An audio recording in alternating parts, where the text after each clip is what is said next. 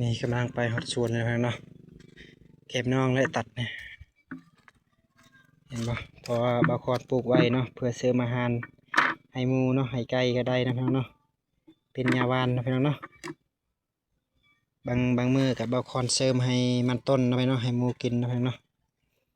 เดี๋ยวบางคนสิตัดได้จังหน่อยนะพี่น้องเนาะ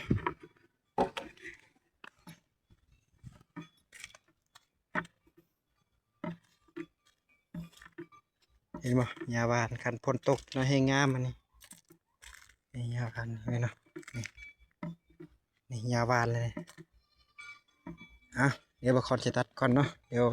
ตัดแล้วบางคนจะถ่ายคลิปอีกเนาะกับตัดถ่ายสวัสดีอีกครั้งนะพี่น้องเนาะตอนนี้มาพบกับซองบางคนสวรรค์เสน่ห์อีกแล้วเนาะตอนนี้เนาะบางคนสิพาไปตัดยาหวานเนาะ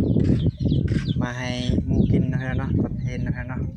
เพราะว่าเป็นอาหารเสริมนะพี่น้องเนาะเอาเดี๋ยวบางคนสิพาไปตัดเลยเนาะ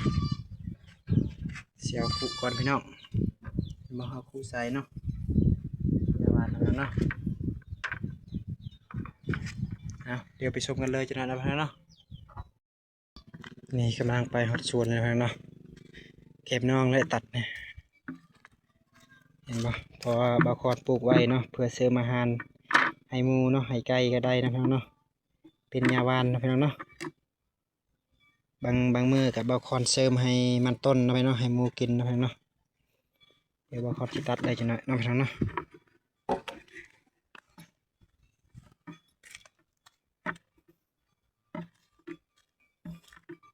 เห็นบ่ยาหวานคันพ้นตกนะให้งามมันนี่ยาพันเลยเนาะ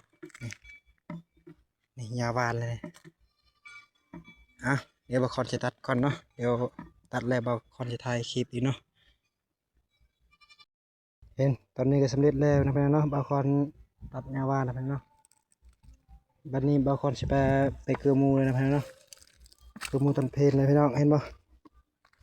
ขันยามพ่นจะได้งามอันนี้มีพ่นเลยพี่น้องบางเทื่อ บางคนหดตอนแรงบางคนหดนะพี่น้องเนาะเอาไปชมกันเลยพี่น้องเนาะการเกลือหมูเนาะเพิ่มโปรตีนเนาะบางมือกับมันต้นเนาะบางคนเกลือนะพี่น้องเนาะกระยาหวานแล้วก็ต้นกล้วยบางมือเนาะมันเสริมให้มันเป็นโปรตีนนะพี่น้องเนาะ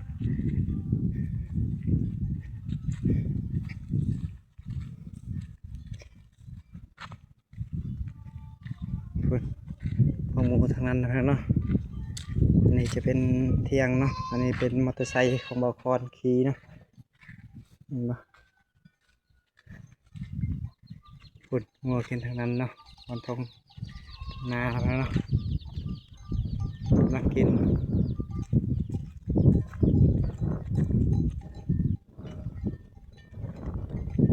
เนาะ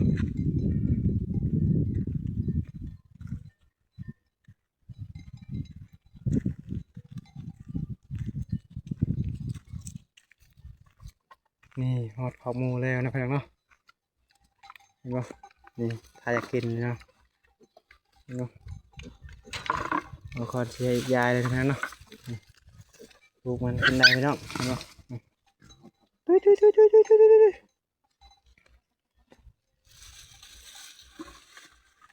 อืมเราคอนเซิร์ฟให้มันเนาะมันกินยาหวานพี่น้องเห็นปะ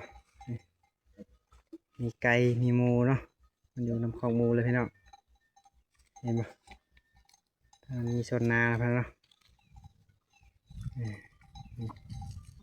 สองตัวนี้ออกแล้วลูกเนาะพี่น้องเนาะมีสองตัวยังตัวนึงเนาะยังบออกลูกเนาะพี่น้องเนาะกำลังถือพาอยู่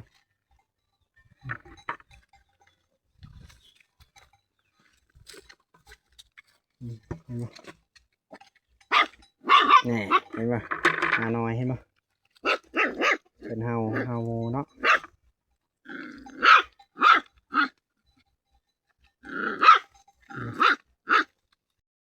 ตัวปิดคลิปนะพี่น้องเนาะตัวคลิปนี้จบเพียงเท่านี้เนาะเดี๋ยวคลิปหน้าบางคนจะถ่ายใหม่นะพี่น้องเนาะวิธีชีวิตของบางคนแต่ละมือเนาะบางคนจะถ่ายนะพี่น้องเนาะ เนยอย่าลืมกดไลค์กดแชร์นะพี่น้องเนอะอย่าลืมกดติดตามกดกระดิ่งนะพี่น้องเนาะขอบใจพี่น้อง FC เนาะทุกคนเนาะบอกว่าพังลาวหรือพังไทยบ๊ายบายพี่น้องอยู่ให้อยู่หน้าต่อพี่น้องเอ้ยบ๊ายบาย